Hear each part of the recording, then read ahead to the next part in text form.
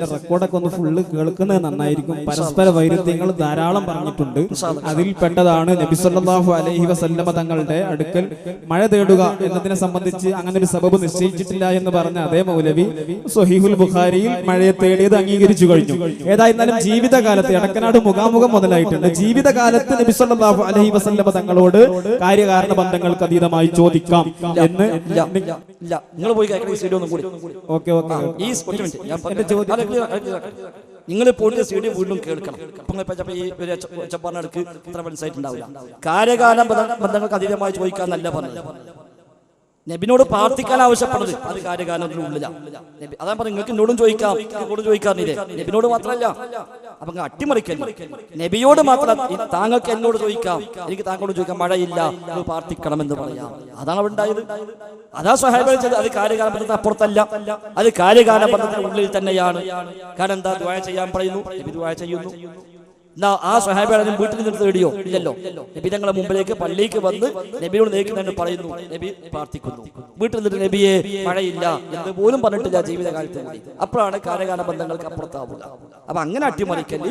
ഈ ചോദ്യം നബിയോടെന്ന് ചോദിച്ചു. അത് സ്വഹാബിമാരോട് ചോദിച്ചിട്ടുണ്ട്, താബിഈങ്ങളോട് ചോദിച്ചിട്ടുണ്ട്. അത് അഹ്ലുസുന്ന തർക്കമുള്ള വിഷയമേ അല്ല. എനിക്ക് താങ്കളോടും ചോദിക്കാം, താങ്കൾക്ക് എന്നോടും ചോദിക്കാം, അത് തർക്കമില്ല. എന്നാൽ അതേ റസൂൽ വഫാത്തായതിനു ശേഷം പോയി തേടിയോ? ഇല്ല. ജീവിതകാലത്ത് നബിതങ്ങളുടെ അഭാവത്തിൽ വേറെ ദൂരസ്ഥലത്തിൽ നിന്ന് തേടിയോ? ഇല്ല. കാരണം അവിടെ കാരണങ്ങൾ ഇല്ലാതാകുന്നു. അത് നമുക്ക് ഇന്നും ബാധകമാണ് എന്നാണ് പറഞ്ഞത്. അട്ടിമറിക്കല് ഉള്ളതുള്ളതുപോലെ പറയും. പോയിട്ട് ഒന്നുകൂടി ശരി കേൾക്കൂടി, നല്ലതാണ്. ഞാനും കേൾക്കും. അപ്പോ കാര്യകാരണ ബന്ധത്തിന്റെ മാനദണ്ഡം വഫാത്താവുക എന്നുള്ളതാണെന്നാണ് നിങ്ങൾ പറഞ്ഞു വരുന്നത്. നബി സല്ലല്ലാഹു അലൈഹി വസല്ലം തങ്ങൾ വഫാത്തായതിന്റെ ശേഷം നിങ്ങളിപ്പോ ജീവിച്ചിരിക്കുമ്പോൾ ചെയ്തതുപോലെ ജീവിച്ചിരിക്കുമ്പോൾ നബി തങ്ങളോട് പോയി പറയുന്നു, നബി തങ്ങളെ മഴയ്ക്ക് വേണ്ടി പ്രാർത്ഥിക്കണേ എന്ന് പറയുന്ന അതേ രീതിയിൽ വഫാത്തായ നബി സല്ലല്ലാഹു അലൈഹി വസല്ലം തങ്ങളോട് ഒരാൾ ചോദിക്കുന്നു, വഫാത്തായ നബി തങ്ങളോട് പറയുന്നു, നബിയെ മഴ തരണം, അല്ലെങ്കിൽ നബി സല്ലല്ലാഹു അലൈഹി വസല്ലം തങ്ങളോട് മഴയ്ക്ക് വേണ്ടി ദുആ ചെയ്യണം. നിങ്ങൾ പറഞ്ഞ പോലെ അങ്ങനെ ആയിക്കോട്ടെ. നബി സല്ലല്ലാഹു അലൈഹി വസല്ലം തങ്ങളോട് മഴയ്ക്ക് വേണ്ടി ദുആ ചെയ്യണം എന്ന് വഫാത്തായ നബിയോട് പറയുമ്പോൾ അവിടെ ആ വ്യത്യാസം എന്താണെന്നാണ് ഞാൻ കരുതുന്നത്. അതല്ല വ്യത്യാസം, മരണമല്ല വ്യത്യാസം. അതെല്ലാം പറഞ്ഞു, മരണമല്ല. നബിയുടെ ജീവിതകാലത്ത് പോലും വീട്ടിൽ നിന്ന് തേടിയിട്ടില്ലാണല്ലോ. നബിയുടെ അഭാവത്തിൽ അവർ ദൂരസ്ഥലത്ത് വെച്ച് തേടിയിട്ടില്ല. മുമ്പിൽ വന്ന് നബി നീക്കുന്ന സംസാരിക്കുകയാണ് ചെയ്തത്. അപ്പം ജീവിതവും മരണവും അല്ല വ്യത്യാസം. അതൊരു വ്യത്യാസമാണ്. അത് മാത്രമല്ല വ്യത്യാസം. അതും മാത്രമല്ല, കാരണം മരിക്കുന്നതോടുകൂടി ഈ ദുന്യാവുമായുള്ള ബന്ധം അവസാനിക്കുന്നു, ബർസഖി ലോകത്തേക്ക് മാറുന്നു. അവിടെ അവർക്ക് സുഖദുഃഖങ്ങളൊക്കെ സ്വാഭാവികമായും മരിച്ചുപോയ മനുഷ്യന്മാർക്കുണ്ടാകാം. അത് അവിടെ ലോകത്തിൽ അനുഭവിക്കുന്നു. എന്നാൽ ഈ ദുന്യാവിൽ അവർ തേടാൻ പിന്നൊരു വഴി അവിടെ ഉണ്ടോ? ഇല്ല. ജീവിതകാലത്ത് തന്നെ കാരണങ്ങൾക്ക് അതീതമായി തേടിയാലോ അതും ശിർക്കാണ്. ജീവിതകാലത്താണെങ്കിലും മരിച്ചാലേ ശിർക്കുള്ളൂ എന്നില്ല. ഇപ്പൊ ഈ ഇരിക്കുന്ന താങ്കൾ എന്നോട് ഇവിടെ വെച്ചിട്ട് കാര്യകാരണ ബന്ധങ്ങൾക്ക് അതീതമായി തേടിയാൽ അതും ശിർക്ക് തന്നെയാണ്. മരിച്ചാൽ മാത്രമേ ശിർക്ക്. എന്നാൽ ജീവിതകാലത്താകുമ്പോൾ പിന്നെ ശിർക്കായതും അല്ലാത്തതും ഉണ്ടാകും. കാരണം എന്താ, കാരണങ്ങളുടെ ലോകത്താണ് ജീവിക്കുന്നത്. കാരണങ്ങൾ അവസാനിച്ചു പോകുന്നതോടുകൂടി പിന്നെ അവിടെ ശിർക്കില്ലാത്ത വകുപ്പ് വരുന്നില്ല. പിന്നെ ഒരാളുടെ തെറ്റായ ധാരണ കൊണ്ടോ ജഹാലത്ത് കൊണ്ടോ അറിവില്ലായ്മ കൊണ്ടോ തെറ്റിദ്ധാരണ കൊണ്ടോ അയാൾ തെറ്റായി മനസ്സിലാക്കിയത് കൊണ്ടോ ഒക്കെ ഒരാൾ ചെയ്തെങ്കിൽ ആ വ്യക്തിയെ പറ്റി പറയാവുന്നതല്ല. എന്നാൽ പൊതുവായി നമുക്ക് അത് അനുവദിക്കപ്പെട്ടില്ല. നമ്മൾ മുസ്ലിംകാർ മനസ്സിലാക്കേണ്ടത്, നമ്മൾ ഇങ്ങനെ ഉരുണ്ട് പെരണ്ട് കൊണ്ടുവരുന്നില്ല. ഇങ്ങനെയൊക്കെ പറഞ്ഞ് ഒപ്പിച്ച് സങ്കല്പിച്ചുണ്ടാക്കി കൊണ്ടുവരുന്നത് എന്തിനാ? ഈ യാഹൂദങ്ങളെ വിളിക്കാനല്ലേ, CM വിളിക്കാനല്ലേ, കോയപ്പാപ്പാനെ വിളിക്കാനല്ലേ, മൊയ്തീൻ ശൈഖിനെ വിളിക്കാനല്ലേ, റിഫായി ശൈഖിനെ വിളിക്കാനല്ലേ? ഇതൊക്കെ സ്ഥാപിച്ചെടുക്കാനാണല്ലോ ഇങ്ങനെ നമ്മൾ ഇടങ്ങാറായി. ഇതിനൊന്നും ഒരു ആവശ്യമില്ല. ഇതേക്കുന്ന ഒരു ആയത്താ, ഇന്ന ആയത്ത് അല്ലാഹ് പറയുന്നു എന്ന് പറയാൻ എത്ര എളുപ്പമുണ്ട്. ഒരു ഹദീസ്, ഈ ഹദീസ് പഠിച്ചോൻ പഠിപ്പിക്കുന്നു. അഹ്ലുസുന്നയുടെ വിശ്വാസം അതാണെങ്കിൽ, അഹ്ലുസുന്നയുടെ അഖീദ അതാണെങ്കിൽ അതല്ലേ പറയേണ്ടത്. അല്ല നമ്മൾ സങ്കല്പിച്ചുണ്ടാക്കി അങ്ങോട്ട് ഒപ്പിച്ച് അവിടുന്ന് വളഞ്ഞ് പിടിച്ച് കൊണ്ടുവന്നിട്ട് ഇതൊരു വകുപ്പുണ്ടാക്കി എടുക്കണ്ട. എന്ത് ഗതികേടാ അഹ്ലുസുന്നക്കുള്ളത്. അതിനൊന്നും ഒരു ആവശ്യമില്ലല്ലോ. അതേസമയം നേക്കുന്ന ഇത് ഇസ്ലാം പഠിപ്പിച്ച വിശ്വാസമാണെങ്കിൽ, മരിച്ചുപോയവരുടെ ഖബറിൽ ചെന്ന് തേടുക എന്നുള്ളത് ഇസ്ലാം പഠിപ്പിച്ച വിശ്വാസമാണെങ്കിൽ തീർച്ചയായും ഖുർആനിലത് കാണും, ഹദീസിലത് കാണും, ധാരാളം തെളിവുകൾ സംഭവങ്ങളിൽ ഉണ്ടാകും. അതൊന്നും ഇല്ലാതെ പറഞ്ഞു ഒപ്പിച്ച് ഇടങ്ങാറാക്കി അങ്ങനെ വളഞ്ഞ് പിടിച്ചുണ്ടാക്കി ഇങ്ങനെ കൊണ്ട് അങ്ങനെയാണ് ഇങ്ങനെ കൂടെ അങ്ങനെ കൂടെ എന്ന് പറഞ്ഞ് സ്ഥാപിക്കേണ്ട ഒരു ഗതികേട് അഹ്ലുസുന്നക്കില്ല. നേരെ മറിച്ച് ഞാൻ വ്യക്തമായി പറഞ്ഞു, ഈ യാക്കണ പഠിച്ചോൻ എന്നോട് മാത്രം സഹായം തേടുന്നു, ഈ സഹായത്തേട്ടം ഏതാണോ അത് റബ്ബിനോടേ പാടുള്ളൂ. അത് റബ്ബല്ലാത്ത ആരോട് നടത്തിയാലും അവരോട് പ്രാർത്ഥിക്കലായി, റബ്ബിൽ പങ്കുചേർക്കലായി, അത് ശിർക്കായി. നിങ്ങൾ ചെയ്താലും ഞാൻ ചെയ്താലും ആര് ചെയ്താലും അങ്ങനെ തന്നെ. അത് സുന്നി മുജാഹിദ് തർക്കമുള്ള വിഷയമല്ല. ഈ വിഷയം ഒരു സുന്നി മുജാഹിദ് വിഷയമല്ല. ഈ ഇസ്ലാമിന്റെ അടിസ്ഥാന ബാലപാഠമാണ്. നമുക്ക് എല്ലാവർക്കും ഒരേപോലെ അത് ബാധകമായതുമാണ്. അങ്ങനെ പറഞ്ഞ് ഒപ്പിച്ചെടുക്കാറാക്കിയിട്ട് നിങ്ങൾ ഒരു വിശ്വാസം സ്ഥാപിക്കാൻ ശ്രമിക്കുന്നത് ശരിയല്ല എന്ന് കൂടി സാന്ദർഭികമായി ഓർമ്മിപ്പിക്കും. സംഘാടകരുടെ നിർദ്ദേശം കൊണ്ട് ഒരു ചോദ്യം കൊണ്ട് അവസാനിപ്പിക്കുകയാണ്. എന്റെ ചോദ്യം മാല മൗലിദുമായി ബന്ധപ്പെട്ടതാണ്. മാല മൗലിദുകളിൽ ഇപ്പോൾ നേരത്തെ ഷുറഹി മൗലവി ധാരാളം അതിൽ ഷിർക്കിന്റെ ഭാഗങ്ങളുണ്ട് എന്ന് വിശദീകരിക്കുകയുണ്ടായി. അപ്പൊ ആദ്യമായിട്ട് ഈ ഷിർക്കിന്റെ ഭാഗങ്ങൾ ഉണ്ടായത് കൊണ്ടാണോ നിങ്ങൾ മാല മൗലിദിനെ എതിർക്കുന്നത് എന്ന് ചോദിക്കുന്നു. അതുകൊണ്ട് മാത്രമല്ല, അതുകൊണ്ട് കൂടിയാണ്. കാരണം അല്ലെങ്കിൽ ഇപ്പൊ ഷിർക്കല്ലാത്ത ചെല്ലുമെന്ന് അർത്ഥം ചോദിക്കാം. അപ്പൊ ഷിർക്ക് ആയതുകൊണ്ട് മാത്രമല്ല, ഷിർക്ക് ആയതുകൊണ്ട് കൂടിയാണ് എതിർക്കുന്നത്. ഷിർക്കുണ്ട്, കള്ളക്കഥ ഉണ്ട്, ബിദ്അത്തുണ്ട്, ഖുറാഫാത്തുണ്ട്, അള്ളാന്റെ പേരിൽ കളവുണ്ട്, റസൂലുള്ളാഹിന്റെ പേരിൽ കളവുണ്ട്, ഒരിക്കലും പറയാൻ പാടില്ലാത്ത അമിതമായ വർണ്ണനയുണ്ട്, അവരെ വിളിച്ച് തേടലുണ്ട്, കൂട്ടത്തിൽ അല്പം മദ്ഹുമുണ്ട്. അല്പം മദ്ഹുമുണ്ട്, ഉള്ളത് സ്ഥിരപ്പെട്ടത് കുറച്ചുണ്ടില്ല എന്നല്ല. ഉദാഹരണം മങ്കൂസുണ്ട്,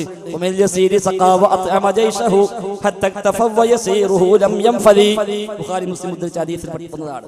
അത് തർക്കമൊന്നുമില്ല. അപ്പൊ ഷിർക്ക് ആയതുകൊണ്ടാണോ എതിർക്കല്ല, അതുകൊണ്ട് കൂടിയാണ്. ഷിർക്കുമുണ്ട്, അതേപോലെ ഖുറാഫാത്തുണ്ട്. ഒരിക്കലും ഒരു മുസ്ലിമിന് പറയാൻ പാടില്ലാത്ത, പ്രമാണത്തിൽ എവിടെയും ഇല്ലാത്ത ഒരുപാട് കള്ളക്കഥകൾ ധാരാളം അതിലുണ്ട്. അതേപോലെ അള്ളാന്റെ പേരിൽ, റസൂലിന്റെ പേരിൽ കളവ് എഴുതി വെച്ച വരികൾ അതിലുണ്ട്.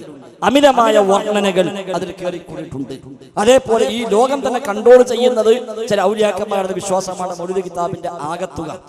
മുഹീദ്ദീൻ ശൈഖിന്റെ പേര് തന്നെ ഖുതുബുൽ അഖ്താബ് ആണല്ലോ. ഖുതുബുൽ അഖ്താബ് എന്താ? ഖുതുബുൽ അഖ്താബ് എന്നാൽ അച്ചുതണ്ടുകളുടെ അച്ചുതണ്ട്.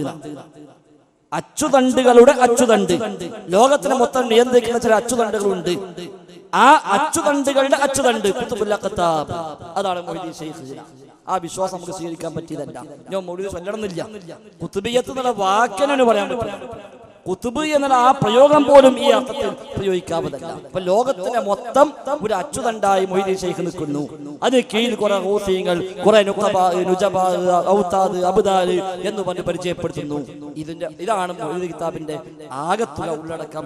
അതുകൊണ്ട് തന്നെ ഞാൻ ശിർക്കാണ് ഒഴിവാക്കിയാലും നമുക്ക് ചൊല്ലാവതല്ല. ഏതായാലും നിങ്ങൾ ശിർക്ക് ഒഴിവാക്കാം എന്ന് മനസ്സ് വന്നിട്ടുണ്ടെങ്കിൽ അൽഹംദുലില്ലാ, നല്ല കാര്യം. പിന്നെ ബാക്കികൾ ഒഴിവാക്കിയാൽ പ്രശ്നം ചെയ്യും. ഞാൻ അടുത്ത ചോദിച്ചോട്ടെ, എന്നെ മാത്രം ചോദിക്കണ്ടല്ലോ, ഈ നാട്ടിൽ കൊണ്ട് ചോദിക്കാൻ പറ്റും. അസ്സലാമു അലൈക്കും. ഞാൻ സുന്നത്തുമായി ബന്ധപ്പെട്ട ഒരു കാര്യമാണ് ചോദിക്കുന്നത്. അപ്പോൾ ഞാനൊരു ദിവസം ഫറൂഖ് ചുങ്കത്ത് മുജാഹിദിൻ്റെ ഒരു പള്ളിയിൽ ജുമാക്ക് കൂടി. അപ്പോൾ അവിടെ തല മറക്കാതെ സാധാരണ വേഷത്തിൽ ഒരു ഹാഫ് കൈ ഷർട്ട് ഇട്ടിട്ട് ഒരാളാണ് ഖുതുബ നിർവഹിക്കുന്നത്. അപ്പോൾ ഞാൻ ചോദിക്കുന്നത് ഒരു സിമ്പിളായിട്ടുള്ളൊരു സംശയമാണ്. ലോക മുസ്ലിം രാജ്യങ്ങളിലൊക്കെ തന്നെ മുസ്ലിങ്ങളുടെ അടയാളമായിട്ട് സ്വീകരിച്ചിട്ടുള്ളതാണ് തലമറക്കുക എന്നുള്ളത്. ഇവിടെ നമ്മുടെ കേരളത്തിൽ മാത്രം മുജാഹിദ് വിഭാഗം ഞാൻ കാണപ്പെടുന്നത് മനഃപൂർവ്വം അത് ഉപേക്ഷിക്കുന്നതായിട്ടാണ്. ഇത് ഏത് തെളിവിന്റെ അടിസ്ഥാനത്തിലാണ്, ആരെ മാതൃകയാക്കിക്കൊണ്ടിട്ടാണ് എന്നുള്ളത് എനിക്കൊന്ന് സംശയം നിവാരണം ചെയ്തത്. ശരി, അൽഹംദുലില്ലാഹ്. ലോക മുസ്ലിങ്ങൾ ഒരു അടയാളമായി തലമറക്കം സ്വീകരിച്ചിട്ടില്ല. ചിലപ്പോൾ നിങ്ങളും സ്വീകരിച്ചിട്ടില്ല, ഞാനും സ്വീകരിച്ചിട്ടില്ല. അപ്പൊ നമ്മുടെ അളപ്പിൽ ഒന്നാണ്. നിങ്ങൾ സുന്നിയ മുജാഹിദ് എനിക്കറിയില്ല, അപ്പൊ നിങ്ങളും തലമറച്ചിട്ടില്ല, ഞാനും മറച്ചിട്ടില്ല. അതുകൊണ്ട് ഇപ്പൊ നമ്മളുടെ മുസ്ലിം എല്ലാം അറിയാൻ പറ്റും ഇല്ലല്ലോ. അപ്പൊ ലോക മുസ്ലിങ്ങളുടെ ഒരു അടയാളമായി സ്വീകരിച്ചിട്ടില്ല. നമ്മുടെ നാട്ടിൽ ആകെ മൂലയന്മാരല്ലേ തലമറക്കുള്ളൂ, സാധാരണ സുന്നികളെ മറക്കില്ല ഇല്ലല്ലോ. പിന്നെ കുറച്ച് വയസ്സായ മനുഷ്യന്മാര് ഒരു തോർത്തുണ്ടൊക്കെ തലയിടുന്നല്ലാതെ നമ്മുടെ നാട്ടിൽ ആകെ മുസ്ലിയാക്കന്മാർ മാത്രമേ ഇതൊരു ഒരു അടയാളമായി സ്വീകരിച്ചിട്ടുള്ളൂ. പിന്നെ ജലദോഷം ഉള്ളവനോ, അത് ബസ് കയറുമ്പോൾ സീറ്റ് പിടിക്കാൻ ആവശ്യമുള്ളവനോ ഒക്കെ ചിലപ്പോൾ എടുക്കുന്നുണ്ടാവും. അതിനപ്പുറത്ത് ഇതങ്ങനെ ഒരു അടയാളമായി ലോക മുസ്ലിങ്ങൾ സ്വീകരിച്ചിട്ടില്ല. അത് സുന്നത്തായി പഠിപ്പിക്കപ്പെട്ടിട്ടുമില്ല. സുന്നത്തായി പഠിപ്പിക്കപ്പെട്ടിട്ടുമില്ല. പ്രവാചകരുടെ വേഷമാണ്. നിങ്ങളൊക്കെ നബി ധരിച്ചിട്ടുണ്ട്, അതേപോലെ തലമറച്ചിട്ടുണ്ട്. അത് നബി ആകുന്നതിന് മുമ്പുമുണ്ട്, ശേഷവുമുണ്ട്. അത് അറബികളുടെ പൊതുവേഷവുമായിരുന്നു, മുസ്ലിമീങ്ങൾക്ക് മാത്രമല്ല. നബി വരുന്ന കാലത്ത് മുസ്ലിങ്ങൾ മാത്രമല്ല, അറബികളുടെ പൊതുവായ വേഷമാണ് തലമറക്കൽ. അബൂജഹലും തലമറച്ചിട്ടുണ്ട്, അബൂലഹബും തലമറച്ചിട്ടുണ്ട്, മക്കത്തെ അറബികളൊക്കെ തലമറച്ചിട്ടുണ്ട്. ഇപ്പൊ ഇന്ന് മുസ്ലിം ലോകത്തുള്ള പിന്നെ ഇസ്ലാമിക രാജ്യത്തുള്ള ആളുകളൊക്കെ തലയിൽ മുണ്ടിടും, അതിന് മീതൊരു വട്ടും ഇടും, ഒരു വട്ട്. അതിന്ന് ഓരോരു നാട്ടിലെ ഒരു ആചാരം എന്നേ ഉള്ളൂ. അതേ ആളുകൾ ചിലപ്പോൾ മറ്റു രാജ്യത്തേക്ക് പോകുമ്പോൾ സ്വീകരിച്ചോളം എന്നില്ല. അപ്പൊ അതിൽ ഇസ്ലാമിൽ ഒരു സുന്നത്തായി, പിൻപറ്റാനുള്ള സുന്നത്തായി അങ്ങനെ പഠിപ്പിച്ചിട്ടില്ല. പിന്നീട് ആ രംഗത്ത് സൂഫികളാണ് അതിനെ ചില പ്രത്യേകമായ നിയമങ്ങൾ വെച്ചുകൊണ്ട് അടയാളമാക്കി മാറ്റിയത്. ഹിജ്റ 204 5 വഫാത്തായ അബൂ ഹാഷിമുൽ കൂഫി എന്ന് പറയുന്ന സൂഫിസത്തിന് വിത്തിട്ട ഒന്നാമത്തെ മനുഷ്യന്മാരിൽപ്പെട്ട ആൾ.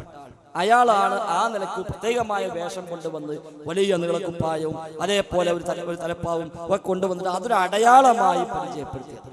അവിടെ നിങ്ങോട്ടാണ് സൂഫികൾ സ്വീകരിച്ചു പോകുന്നത്. പിന്നെ അതൊരു പച്ചയായി മാറി, അതിന് നീളം കോലവും പറഞ്ഞു. ചില കിതാബിലൊക്കെ പിൽക്കാലത്ത് പിന്നീട് ആ തലീകെട്ടിന്റെ വാല് ഏത് ഭാഗത്ത് തൂങ്ങിക്കിടക്കണം, അത് എത്ര നീളം വേണം, ആളെ ദറജക്കനുസരിച്ച് നീളം കൂടണോ കൂടണ്ടേ എന്നൊക്കെയുള്ള ചർച്ചകൾ പോലും പിൽക്കാലത്ത് ചില കർമ്മശാസ്ത്ര ഗ്രന്ഥങ്ങളിലൊക്കെ വന്നിട്ടുണ്ട്. അപ്പൊ അല്ലാതെ അത് സുന്നത്തായി നബിയിൽ നമുക്ക് അങ്ങനെ ഇത് ചെയ്യേണ്ടതാണ് എന്ന് പറഞ്ഞു കിട്ടിയ സുന്നത്തായി പഠിപ്പിച്ചിട്ടില്ല. നബിയുടെ സാധാരണ ആ നാട്ടിലെ വേഷത്തിന്റെ ഭാഗമായി നബി സ്വീകരിച്ചിട്ടുണ്ട്. നമുക്കും അത് സ്വീകരിക്കാം. എന്നാൽ വെള്ളക്കുപ്പായം ഇടൽ നബി പ്രത്യേകം എടുത്തു പറഞ്ഞതാണ്. നമുക്കത് സുന്നത്താണ്. അത് സ്വീകരിച്ചില്ല, തെറ്റാണോ? അല്ല. സ്വീകരിക്കാതിരിക്കൽ തെറ്റല്ല, സ്വീകരിച്ചാൽ അതിന് പ്രതിഫലം കിട്ടും. താടി വളരെ പ്രബലമായ സുന്നത്താണ്. ഒരുപാട് ഹദീസിൽ വന്നു, താടി നിങ്ങൾ സമൃദ്ധമാക്കുക, താടിയെ നിങ്ങൾ വെറുതെ വിടുക, താടിയെ നിങ്ങൾ വളർത്തുക തുടങ്ങി ധാരാളം ഹദീസുകൾ ആ വിഷയത്തിൽ വന്നു. അപ്പൊ അത് സുന്നത്തായി പഠിപ്പിച്ചു. എന്നതുപോലെ നിങ്ങൾ തലമറക്കുകയും നിങ്ങൾ തലമറക്കണം എന്ന് പറഞ്ഞുകൊണ്ടുള്ള ഒരു അധ്യാപനം വന്നിട്ടില്ല. സ്വഹിയല്ലാത്ത ദുർബലമായ നിർമ്മിതമായ റിപ്പോർട്ടുകളാണ് ആ വിഷയത്തിലുള്ളത്. അധികവും പിൽക്കാലത്ത് വ്യാജമായി ഉണ്ടാക്കി വിട്ടതാണ്. ഉദാഹരണമായി അൽ ഫർഖു ബൈനൽ മുസ്ലിമി വൽ കാഫിർ അൽ അമാമ ഫൗഖൽ ഖലൻസുവ. പിൽക്കാലത്ത് ആരോ ഉണ്ടാക്കി വിട്ട ഹദീസാണ്, നബി തങ്ങൾ പറഞ്ഞതല്ല. മുസ്ലിമും കാഫിറും തമ്മിലുള്ള വ്യത്യാസം തൊപ്പിയുടെ മീതെ തലയിക്കെട്ട് കെട്ടലാണ്. അപ്പൊ കാഫിറും തലയിക്കെട്ട് മാത്രം കെട്ടും, മുസ്ലിം തൊപ്പിട്ട് മേലെ കെട്ടണം. അങ്ങനെ നോക്കി ഇവിടെ അത്ര മുസ്ലിം ഉണ്ടാകുന്ന കൊടുത്തത്. അപ്പൊ അത് നബി പറഞ്ഞതല്ല, നബിന്റെ പേര് പിൽക്കാലത്ത് വരെ ഉണ്ടാക്കി. ഇന്നല്ലാഹു മലായികത്തു യുസല്ലൂന അലാ സ്വാഹിബിൽ അമാഇം. തലപ്പാവുള്ള മനുഷ്യന്മാർക്ക് അല്ലാഹു മലക്കുകളും സലാത്തെല്ലും എന്ന് ഏതോ പിൽക്കാലത്ത് ഉണ്ടാക്കി വിട്ടതാണ്. സ്വലാത്തുൻ ബിജുമുഅത്തിൻ ഖൈറുൻ മിൻ 70,000 ജുമുഅ ബിലാ ഇമാമ. തലപ്പാവുള്ള ഒരു ജുമുഅ തലപ്പാവില്ലാത്ത 70,000 ജുമുഅയേക്കാൾ പുണ്യമാകുന്നു. സ്വലാത്തുൻ ബിഅമാമ ഖൈറുൻ മിൻ 1000 സ്വലാത്തിൻ ബിലാ ഇമാമ. തലപ്പാവുള്ള ഒരു നിസ്കാരം തലപ്പാവില്ലാത്ത 1000 നിസ്കാരത്തേക്കാൾ പുണ്യമാകും. ഇതൊക്കെ പിൽക്കാലത്ത് ഓരോരുത്തർ വ്യാജമായി ഉണ്ടാക്കി പ്രചരിപ്പിച്ചതാണ്. അധികം മൗദൂആണ്, നിർമ്മിതമാണ്. ബാക്കി ചിലതൊക്കെ ദഈഫാണ്, ദുർബലങ്ങളാണ്. സ്വഹീഹായ ഹദീസുകളിൽ നിങ്ങൾ തല മറക്കണമെന്നോ അത് സുന്നത്താണ് എന്നോ അത് പ്രേരിപ്പിക്കുന്നതോ ആയ ഹദീസുകൾ വന്നിട്ടില്ല. എന്നാൽ അനുവദനീയമായ വേഷമാണ് ഒരാൾക്ക് സ്വീകരിക്കാം. ഇനി ഒരാൾ നബിയോടുള്ള അങ്ങേയറ്റത്തെ സ്നേഹം കൊണ്ടും ആദരവ് കൊണ്ടും ഒരാൾ നീളക്കുപ്പായം ധരിച്ചു, ഒട്ടകപ്പുറത്ത് പോയി ഗോതമ്പ് തിന്നു, മണലിൽ കിടന്നു, കൂട്ടത്തിൽ തലയിൽ ഒരു മുണ്ടും സ്വീകരിച്ചു എങ്കിൽ അത് ആ സ്നേഹം അഭികാമ്യമാണ് എന്ന് നമുക്ക് പറയാം.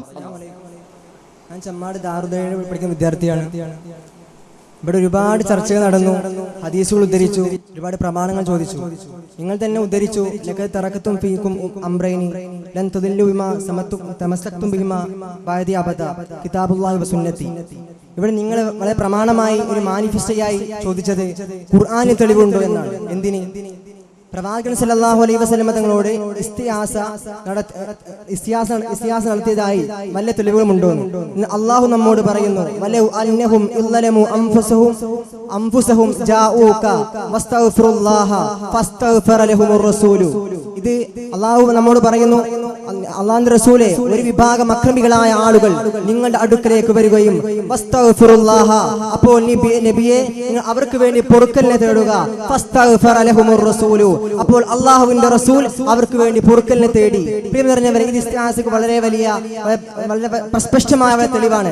മാത്രമല്ല, പ്രവാചകൻ സല്ലല്ലാഹു അലൈഹി വസല്ലം തങ്ങളുടെ കാലത്ത് റസൂലുള്ളാഹി സ്വല്ലല്ലാഹു അലൈഹി വസല്ലം തങ്ങൾക്ക് വുളൂ എടുക്കാൻ വെള്ളം കൊണ്ടുകൊടുത്തിരുന്ന റബീഅ റളിയല്ലാഹു അൻഹു മഹാനവറുകൾ റസൂലുള്ളാഹി സ്വല്ലല്ലാഹു അലൈഹി വസല്ലം ചോദിക്കുകയുണ്ടായി, അവസാനമായി നബിയെ, ഞാൻ നിങ്ങൾക്ക് ഒരുപാട് കാലം നിങ്ങൾക്ക് സേവനം ചെയ്തു, എനിക്ക് നിങ്ങളോട് ചോദിക്കാനുള്ളത് അസ്അലുക മുറാഫഖത ഫിൽ ജന്ന, നബിയെ നിങ്ങളോട് കൂടെ സഹവസിക്കണം എന്നാണ് ചോദിച്ചത്. ഇവിടെ എല്ലാം ഇസ്തിയാസകളുടെ ഉന്നതമായ തെളിവുകൾ മുഹമ്മദ് മുസ്തഫ സല്ലല്ലാഹു അലൈഹി വസല്ലം തങ്ങൾ നമുക്ക് പഠിപ്പിച്ചു തന്നിട്ടുണ്ട്. ഖുർആൻ തന്നെ പറയുന്നു. ഇനി നിങ്ങൾക്ക് എന്താണ് വല്ല തെളിവുകൾ വേണ്ടത്? അൽഹംദുലില്ലാഹ്. നല്ല രണ്ട് ചോദ്യം. ഈ രണ്ട് വിഷയവും ഇസ്തിഗാസയുമായി യാതൊരു ബന്ധവുമില്ല എന്നാണ് ഞങ്ങൾക്ക് പറയാനുള്ളത്. ആയത്ത് ഖുർആനിലുണ്ട്, ഹദീസുമുണ്ട്. ഇമാം മുസ്ലിമാണ് ഹദീസ് ധരിച്ചത്. ഈ ആയത്തും ഹദീസും ഇസ്തിഗാസയുമായി യാതൊരു ബന്ധവുമില്ല. ബന്ധമുണ്ടെങ്കിൽ നിങ്ങളുടെ വിശ്വാസം നിങ്ങളിപ്പം മാറ്റേണ്ടതുണ്ട്. കാരണം ആയത്ത് പറഞ്ഞെന്താ? വലൗ അന്നഹും ഇദ്വലമു അൻഫുസഹും, അവർ സ്വന്തത്തോട് അക്രമം ചെയ്തപ്പോൾ അവരായിരുന്നുവെങ്കിൽ, എന്തായിരുന്നുവെങ്കിൽ, ജാഊക, താങ്കൾ അടുക്കൽ വന്നിരുന്നുവെങ്കിൽ, വസ്തഗ്ഫിറുല്ലാഹ, അവർ റബ്ബിനോട് പൊറുക്കലിനെ തേടുകയും ചെയ്തിരുന്നുവെങ്കിൽ, വസ്തഗ്ഫറലഹുമുർ റസൂൽ, റസൂൽ അവർക്ക് വേണ്ടി പൊറുക്കലിനെ തേടുകയും ചെയ്തിരുന്നുവെങ്കിൽ, ലവജദുല്ലാഹ തവ്വാബർ റഹീമ, അല്ലാഹുവിനെ പശ്ചാത്താപം സ്വീകരിക്കുന്നവനായി കാരുണ്യവാനായി അവർക്ക് കണ്ടെത്താമായിരുന്നു. ഇവിടെ ഷർത്തും ജവാബുമാണല്ലോ ഉള്ളത്. വലൗ എന്നത് ഷർത്തിന്റെ അദാത്താണ്. അതിന് ജവാബാണ് അവസാനം പറഞ്ഞ വജദുല്ലാഹ തവ്വാബർ റഹീമ. കൈയിട്ട് പറഞ്ഞു. അപ്പോൾ അവർ ദുൽമ ചെയ്തപ്പോൾ നബിയുടെ പക്കൽ വരികയും റബ്ബിനോട് പൊറുക്കലിനെ തേടുകയും നബി അവർക്ക് വേണ്ടി പൊറുക്കലിനെ തേടുകയും ചെയ്തിരുന്നുവെങ്കിൽ അള്ളാഹു പുറത്തു കൊടുക്കുമായിരുന്നു. അപ്പൊ അവർ വരുന്നില്ല, തേടുന്നില്ല, നബി അവർക്ക് വേണ്ടി തേടുന്നില്ല എങ്കിൽ പഠിച്ചോ പുറത്തു കൊടുക്കുകയുമില്ല എന്നാണ് മറുവശം. അപ്പൊ അത് ഇസ്തിഗാസയാണെങ്കിൽ ഇസ്തിഗാസ ചെയ്യാൻ നിർബന്ധമാണ് എന്ന് വരും. ഇസ്തിഗാസ ചെയ്താലേ പുറത്ത് കിട്ടുള്ളൂ, അല്ലെങ്കിൽ പുറത്ത് കിട്ടൂല. ഇസ്തിഗാസ നിർബന്ധം നിങ്ങൾക്കും ബാധല്ല. ഇസ്തിഗാസ നിർബന്ധം നിങ്ങൾക്കും ബാധല്ല, ഒരൊറ്റ സുന്നി പണ്ഡിതന്മാർക്കും ബാധമില്ല. ഈ ആയത്താണ് തെളിവെങ്കിൽ ഇസ്തിഗാസ നിർബന്ധം എന്ന് പറയണം. ഞങ്ങളെ വീക്ഷണപ്രകാരം ഈ ആയത്തിൽ പറഞ്ഞ നബിയിലേക്കുള്ള വരവ് നിർബന്ധമാണ്. നിർബന്ധമാണ്, സുന്നത്ത് പോലുമല്ല, അനുവദനീയം പോലുമല്ല. എന്തുകൊണ്ട്? അവർ വന്നിരുന്നുവെങ്കിൽ പുറത്തു കൊടുക്കുമായിരുന്നു. ഒരു വന്നില്ല, പഠിച്ചോൻ പൊറുക്കുന്ന പ്രശ്നമില്ല. അതെന്താ വിഷയം? മുനാഫിക്കുമായി ബന്ധപ്പെട്ട വിഷയമാണ്. അവർ നബിയെ വിഷമിപ്പിച്ചു, നബിയെ വേദനിപ്പിച്ചു. ഇനി നബിയെ വേദനിപ്പിച്ച ആളുകൾക്ക് പഠിച്ചോൻ പുറത്തു കൊടുക്കണോ? ഒരു നബിനടുത്ത് വരണം, നബിയോട് ഏറ്റു പറയണം, അവർ റബ്ബിനോട് പ്രാർത്ഥിക്കണം, നബി അവർക്ക് വേണ്ടി പ്രാർത്ഥിക്കണം. എങ്കിലേ പഠിച്ചോൻ പുറത്തു കൊടുക്കുള്ളൂ, അല്ലെങ്കിൽ പുറത്തു കൊടുക്കൂല. പക്ഷെ ഒരു വന്നില്ല.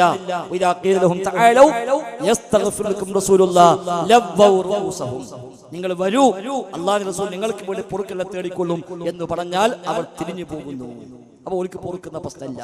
ഈ ഹദീസിൽ വന്ന ഈ ആയത്തിൽ പറഞ്ഞ നബിയിലേക്കുള്ള വരവ്, അവൻ നടത്തേണ്ട ഇസ്തിഗ്ഫാർ, നബിയുടെ ഭാഗത്തുള്ള ഇസ്തിഗ്ഫാർ, അത് വാജിബാണ് അവരുടെ പാപം പുറത്തു കിട്ടാൻ.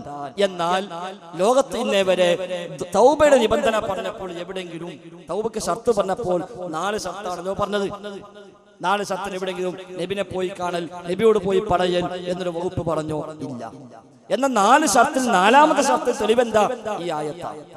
طلب متابا بالندامة مقلعا وبعزم ترك الذنب فيما استقبل براءة من كل حق الآدم فلهذه الأركان فرع وكملا زيد مخدوم من الأذكياء. അദ്ദേഹം 4 നിബന്ധന പറഞ്ഞു തൗബക്ക്. നബവി ഇമാമിന്റെ റിയാദ് സ്വാലിഹീനിൽ ബാബു തൗബയിൽ അദ്ദേഹം ഈ 4 എണ്ണി പറഞ്ഞിട്ടുമുണ്ട്. തർക്കമില്ലാത്ത വിഷയം. 1 തെറ്റിന്ന് മാറി നിൽക്കണം, 2 ചെയ്ത തെറ്റിൽ ഖേദിക്കണം, 3 ഭാവിയിൽ തെറ്റ് ചെയ്യില്ല എന്ന് തീരുമാനിക്കണം. അത് 3ഉം ആയത്തിൽ നിന്ന് കിട്ടി. 4ാമത്തെ ഷർത്ത് എന്താ? വബറാഅത്തിൻ മിൻ കുല്ലി ഹഖ്ഖിൽ ആദമി, മനുഷ്യന്മാരുമായി ബന്ധപ്പെട്ട ഹക്കടപാടുന്നൊക്കെ ഒഴിവാകണം. അതിനെന്താ തെളിവ്? ഈ ആയത്ത്. ഈ ആയത്തെ തെളിവ്.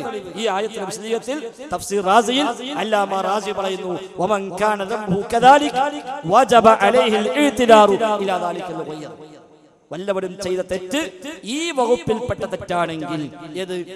മുനാഫിഖീങ്ങൾ നബിയോട് ചെയ്ത തെറ്റ്, ആ വകുപ്പിൽപ്പെട്ട തെറ്റാണ് ഒരാളുടെ തെറ്റെങ്കിൽ വജബ അലൈഹിൽ ഇഅ്തിദാർ ഇലാ ദാലികൽ ഗയർ, ആ ആളെ ചെന്ന് കണ്ട് മാപ്പ് ചോദിക്കൽ അയാൾക്ക് വാജിബാണ്, നിർബന്ധമാണ്. അപ്പൊ ഞാൻ താങ്കളെ ആക്രമിച്ചു, ഞാൻ വീട്ടിൽ പോയിട്ട് അസ്തഗ്ഫിറുല്ലാഹ് പറഞ്ഞിട്ട് കാര്യമില്ല. ഞാൻ നിങ്ങളെ വീട്ടിലേക്ക് വരണം, നിങ്ങളെ വന്ന് കാണണം, നിങ്ങളെ കൊണ്ട് പൊരുത്തപ്പെടിക്കണം, നിങ്ങളോട് എനിക്ക് വേണ്ടി പ്രാർത്ഥിക്കാൻ പറയണം, ഞാൻ റബ്ബിനോട് പ്രാർത്ഥിക്കുകയും വേണം. അപ്പോഴേ പൊറുക്കുള്ളൂ. തെളിവെന്താ? ഈ ആയത്ത്. അപ്പൊ നബിയെ വേദനിപ്പിച്ച മുനാഫിക്കുകൾ ഒരിക്കൽ പുറത്തു കിട്ടണോ? നബിനടുത്ത് പോകട്ടെ, നബിയോട് പറയട്ടെ, നബി അവർക്ക് വേണ്ടി പ്രാർത്ഥിക്കട്ടെ, അവരും റബ്ബിനോട് പ്രാർത്ഥിക്കട്ടെ. എന്നിട്ട് അവിടെ തഫ്സീർ റാസി സലാഹുദ്ദീൻ മുസ്ലിയാർ, നിങ്ങൾ എല്ലാവരും ചോദിപ്പാക്കി, നിങ്ങൾ എന്താ എത്ര മാന്യമായി നടക്കുമ്പോ നിങ്ങൾ ചോദിച്ച എല്ലാരും ചോദിപ്പാക്കി.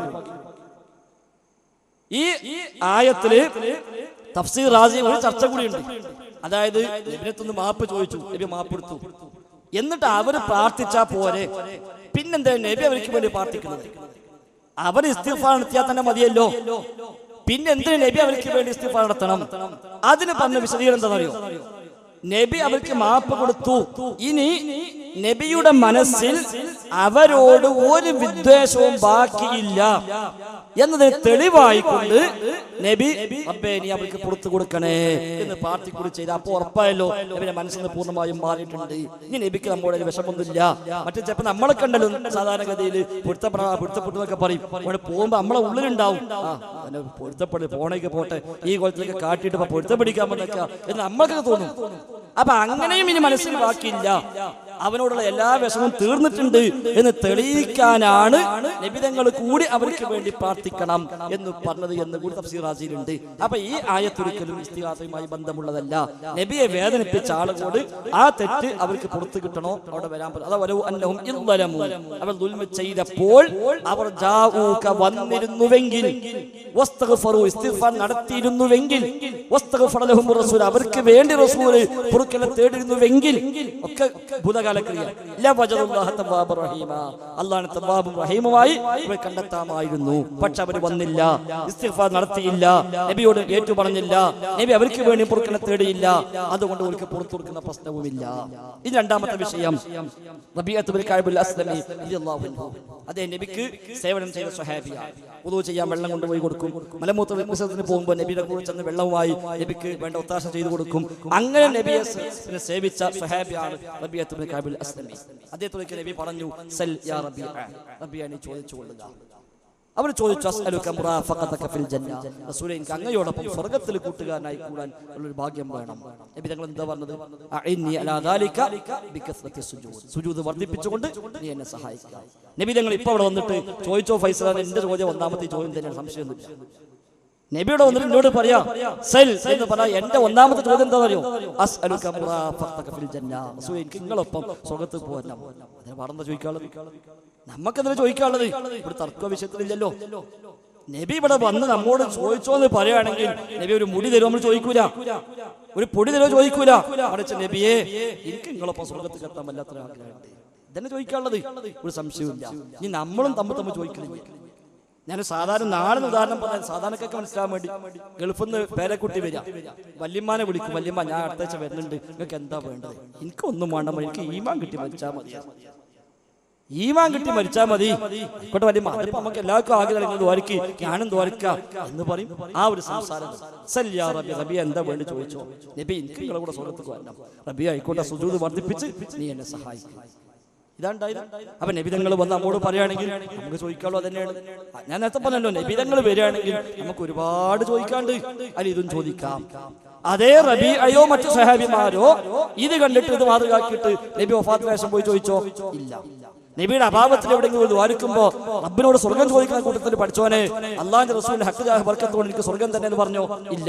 അല്ലാഹുവിന്റെ റസൂലേ എനിക്ക് സ്വർഗം വേണമെന്ന് പറഞ്ഞോ? ഇല്ല. അതാണ് ഇവിടെ പറയുന്നത് ഖുതുബിയത്തിൽ വനജ്ജിനി മിൻ ലലാ ഫിഹാ മഹാലികുഹു സുൽത്താന കുല്ലി വലിയ്യിൻ മുഹിയദ്ദീനി. എല്ലാ ഔലിയാക്കന്മാരുടെയും സുൽത്താനായ മുഹിയദ്ദീൻ എന്നവരെ കത്തിയാളുന്ന നരകാഗ്നിയിൽ നിന്ന് എന്നെ താങ്കൾ രക്ഷിക്കണേ.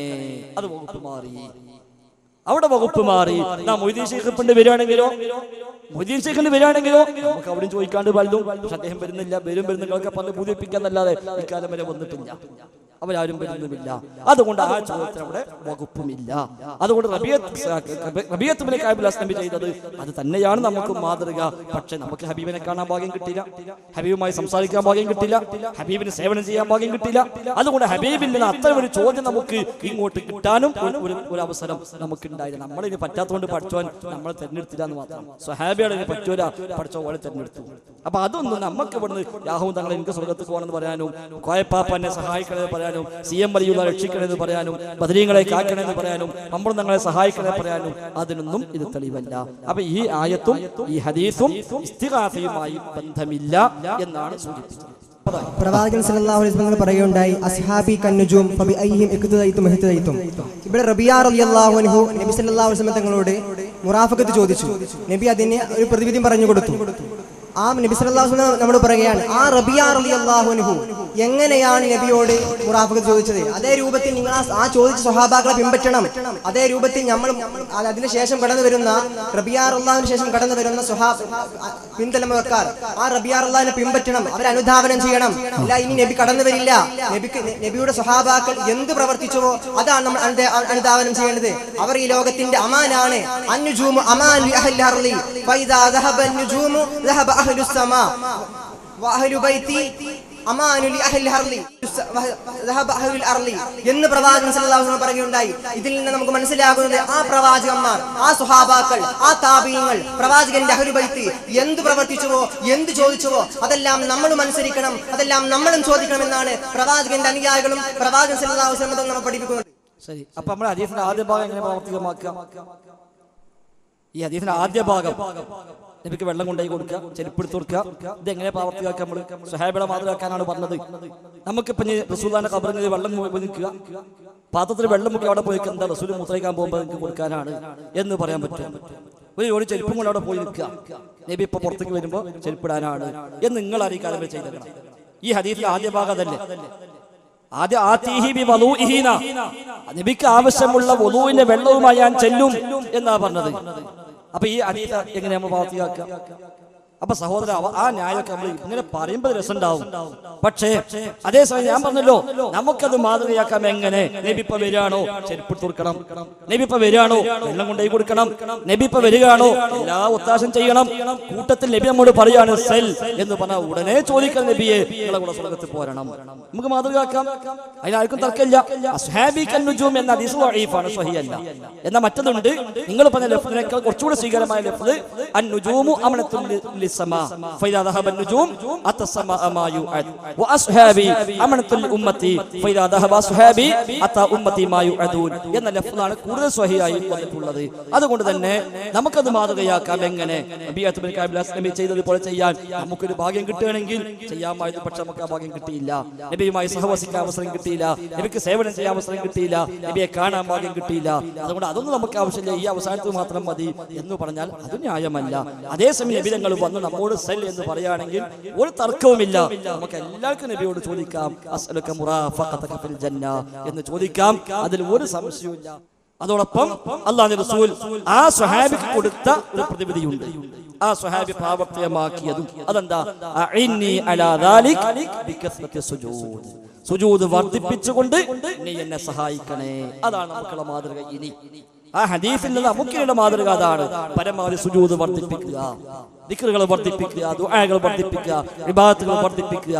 അതാണ് സ്വർഗ്ഗത്തിൽ നബിയോടൊപ്പം എത്താനുള്ള മാർഗം. ബിദ്അത്ത് ഒഴിവാക്കുക, ശിർക്ക് ഒഴിവാക്കുക, ഖുറാഫത്ത് ഒഴിവാക്കുക, തൗഹീദ് സ്വീകരിക്കുക, ഈമാൻ സ്വീകരിക്കുക. എങ്കിൽ വമൻ യുതിഇല്ലാഹ വറസൂൽ, അല്ലാഹുവിനെ റസൂലിനെ അനുസരിച്ചാൽ ഫഉലൈക മഅല്ലദീന അൻഅമല്ലാഹു അലൈഹിം മിനൻ നബിയ്യീൻ വസ്സദ്ദീഖീൻ വശുഹദാഇ വസ്സാലിഹീൻ. അമ്പിയാക്കളെ കൂടെയാണ്, ശുഹദാക്കളെ കൂടെയാണ്, സ്വദീഖീങ്ങളെ കൂടെയാണ്, സ്വാലിഹീങ്ങളെ കൂടെയാണ്. അല്ലാഹു തആല അവരോടൊപ്പം സ്വർഗ്ഗത്തിൽ കൂടാൻ നമുക്കെല്ലാം തൗഫീഖ് പ്രദാനം ചെയ്യുമാറാവട്ടെ. നമ്മൾ അവസാനിപ്പിക്കുകയാണ്.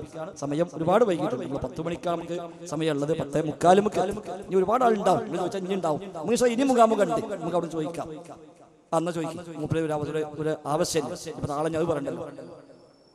ഒരൊറ്റ ചോദ്യം കൊടുത്തോളൂ. മൗലവി സാഹിബിനോട് ചോദിക്കാനുള്ളത്, ആദ്യമായി ഒരു ഹദീസിനെ കുറിച്ച് ചോദിച്ചു. ആ ഹദീസിൽ നിന്ന് രക്ഷപ്പെടാൻ വേണ്ടി നല്ല ഒരു കുതന്ത്രം ഉപയോഗിച്ചുകൊണ്ടാണ് മൗലവി കഴിച്ചിലായത്. അതായത് ആ ഹദീസ് പിടിച്ച് അമല് ചെയ്യണമെങ്കിൽ, അത് ഖിയാസാക്കി അമല് ചെയ്യണമെങ്കിൽ ഏതെങ്കിലും ഒരു പണ്ഡിതൻ പറഞ്ഞ ഒരു രേഖ വേണമെന്ന്. ഞാൻ ചോദിക്കട്ടെ, ഫൈസൽ മൗലവി സ്നേഹബുദ്ധിയോട് കൂടെ പലപ്പോഴും ഫൈസൽ മൗലവി പറയാറുണ്ട്, ഒരു വിഷയം അത് ഞാൻ തിരുത്തേണ്ട വിഷയമാണെങ്കിൽ അത് തിരുത്തുക തന്നെ ചെയ്യും.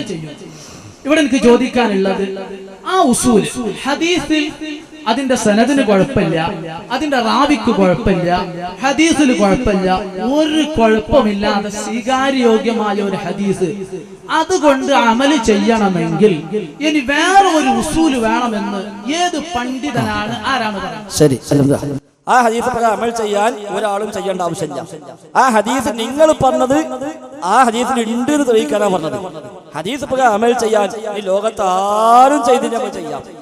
ഒരു ഹദീസ് സ്ഥിരപ്പെട്ട് കിട്ടിയാൽ ലോകത്ത് ആരും ചെയ്തിട്ടില്ലെങ്കിലും നമുക്കത് പ്രകാരം ചെയ്യാം. ആ ഹദീസിന് ഇല്ലാത്ത അർത്ഥം പറയുമ്പോഴാ പറഞ്ഞത് ഇവിടുന്ന് കിട്ടി. അപ്പൊ നിങ്ങൾ ഈ പണിക്ക് ഞാൻ വെച്ചാൽ കിതാബ് വിചാരിച്ചു ഇങ്ങനെയൊക്കെ ചോദിച്ചപ്പോൾ ഞാൻ കിതാബ് കിട്ടിയിട്ടുണ്ടാവും. അവിടെ മുസ്ലിങ്ങൾ കിതാബ് അന്വേഷിക്കി കിട്ടിയാൽ ഈ സംഘാടന അറിയിച്ചാലും മതി. ഇൻഷാ അല്ലാഹ് ഖിയാമത്ത് വരെ തെരഞ്ഞാലും കിട്ടൂല എന്ന് വിനയത്തോടു കൂടി ഒന്ന് ഓർമ്മപ്പെടുത്തുകയാണ്. അല്ലാഹു തആല അവന്റെ ദീന് ശരിയാവണ്ണം ഉൾക്കൊണ്ട് അതിനുവേണ്ടി പ്രവർത്തിക്കാൻ തൗഫീഖ് നമുക്ക് ഏവർക്കും പ്രദാനം ചെയ്യുമാറാവട്ടെ. ഹക്കിനെ മനസ്സിലാക്കി ജീവിതത്തിൽ പകർത്താൻ തൗഫീഖ് പ്രദാനം ചെയ്യുമാറാവട്ടെ. അല്ലാഹുവിന്റെ ദീനിനു വേണ്ടി ഇനിയും സേവനം ചെയ്യാനുള്ള തൗഫീഖും വിജ്ഞാനവും ആരോഗ്യവും തന്റെ ഇടവും ധൈര്യവും ഓർമ്മശക്തിയും എല്ലാം അല്ലാഹു തആല നമുക്ക് ഏവർക്കും പ്രദാനം ചെയ്യുമാറാവട്ടെ. അല്ലാഹുമ്മ റബ്ബനാ ആതിനാ ഫിദ് ദുനിയ ഹസന വഫിൽ ആഖിറതി ഹസന വഖിനാ അദാബന്നാർ. റബ്ബനാ തഖബ്ബൽ മിന്നാ റബ്ബനാ തഖബ്ബൽ മിന്നാ റബ്ബനാ തഖബ്ബൽ മിന്നാ ഇന്നക അൻതസ് സമീഉൽ അലീം വതുബ് അലൈനാ ഇന്നക അൻതത് തവ്വാബുർ റഹീം. വസല്ലല്ലാഹു വസല്ലം അലാ മുഹമ്മദിൻ വആലി വസഹബി അജ്മഈൻ വൽഹംദുലില്ലാഹി റബ്ബിൽ ആലമീൻ. അസ്സലാമു അലൈക്കും വറഹ്മത്തുള്ളാഹി വബറകാതുഹു.